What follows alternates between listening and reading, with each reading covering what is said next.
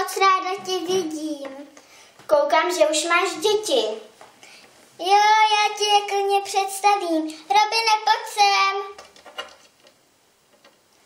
Natálko, ty pojď sem taky. Máš moc hezké děti. Mami, můžeme si jít hrát na prolejzačku? Jo, ale ne žádné blbosti.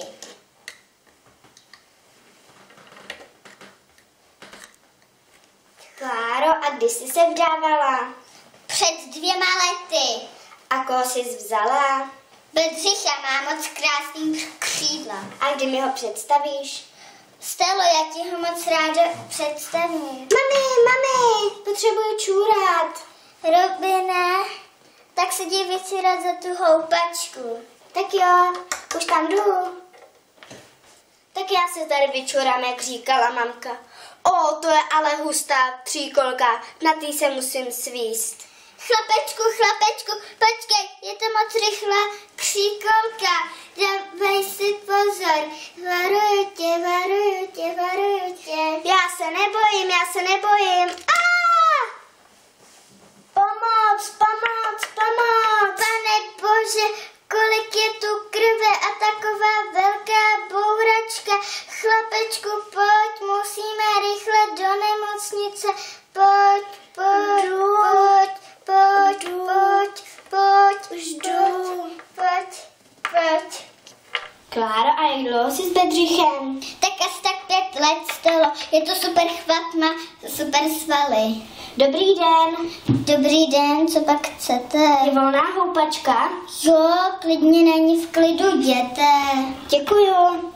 Stelo, neviděla jsi Robina? Ne, když se přece čůrat za houpačku. Robine, kde jsi? Stelo, nevidíš ho? Ne. Robine, kde jsi? Koukej na tu velkou bouračku. A hodně krve. Koukej na ty stopy. To budou určitě Robina. Musíme po nich. Pojď, musíme. Hele, kam ty stopy vedou? Asi do nemocnice. Myslíš, že tam bude Robin? Asi jo. Půjdeme se tam do nemocnice podívat. Tak jo, jdeme. Ahoj, Robine, jsem tak šťastná, že tě vidím. Ahoj, maminko, jsem taky šťastný, že tě vidím. Co jsi vůbec dělal? Nabourala jsem na tříkolce a rozbil jsem si hlavu.